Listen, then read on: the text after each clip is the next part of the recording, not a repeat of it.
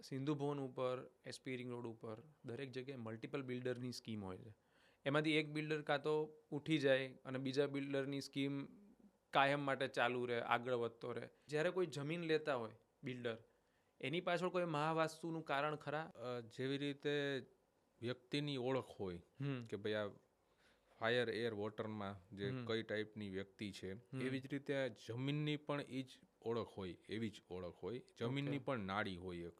Okay. અને આ જે જગ્યાએ કે જે ઘણા બધા પ્રોજેક્ટ ખૂબ સ્પીડથી ચાલતા હોય ને ઘણા પ્રોજેક્ટ ખૂબ જ લાંબા ચાલતા હોય છે, તો એમાં એક ઘણા બધા કારણો છે. એનું ઘણું બધું આખું અમારું ઓડિટ હોય છે કે ઘણું ઓડિટ કર્યા પછી એક ફાઇનલ કન્ક્લુઝન ઉપર અમે પહોંચતા હોઈએ છીએ કે ભાઈ આ જગ્યા એમના માટે સુટેબલ છે બિલ્ડર માટે કે નથી.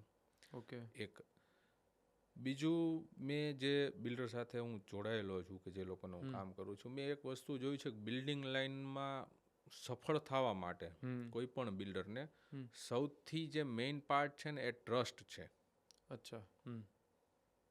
કારણ કે બિલ્ડિંગ તો 5 વર્ષ પછી બનશે, 4 વર્ષ પછી બનશે. તમારે આજે જ એને કમિટમેન્ટ કરી એના વાત ઉપર લોકોના સપનાનું ઘર આપવાનું લોકોને છે. તમારે કન્વિન્સ કરીને એને ડિલિવર કરવાનું છે. બહુ સાચી વાત એટલે છે. એ લોકોનો જે ટ્રસ્ટ છે એ જ બિલ્ડરની મૂડી કહેવાય મારા નોલેજ હા, મુજબ. સ્વાભાવિક છે. યસ. બરાબર. તો હું સૌથી પહેલાં એ પાર્ટ ઉપર સૌથી વધારે ધ્યાન દઉં કે એ સૌથી વધારે અમે એના ઉપર ઓડિટ કરીને ડિટેલમાં જઈએ કે એ જે લેન્ડ છે, એ જે લેન્ડ ઉપર એ લોકો જે બિલ્ડિંગ બનાવવાના છે, એ બિલ્ડિંગમાં ટ્રસ્ટનો પાર્ટ કોઈ પણ હિસાબે ડિસ્ટર્બ ના હોવો જોઈએ. ઓકે. જે બિલ્ડરમાં કે જે બિલ્ડિંગમાં એ પાર્ટ ડિસ્ટર્બ થતો હોય છે, ત્યાં કાં બિલ્ડિંગ, કારણ કે ટ્રસ્ટ છે ને એ બ્રાન્ડ ઉપર આવે. જો હું તમને એનું લોજિક સમજાવું, આપણે ચાઇનાનો એક ફોન આવે છે અને એક એપલ આવે છે, તો આપણો ટ્રસ્ટ છે એ એપલ ઉપર રહીએ છે. સાચી વાત છે. કારણ કે એ બ્રાન્ડ છે. હા. તો એ બ્રાન્ડ થવા માટે લોકોનો ટ્રસ્ટ હોવો અને લોકોના ટ્રસ્ટ પ્રમાણે આપણે એને આપવું એ ખૂબ જ જરૂરી છે. Yes yes yes. એટલે આવી કંઈક અમારી વર્કિંગ મેથડ બિલ્ડર માટેની હોય છે. આ તો મેં ખાલી માત્ર એક જ પાર્ટ કીધો.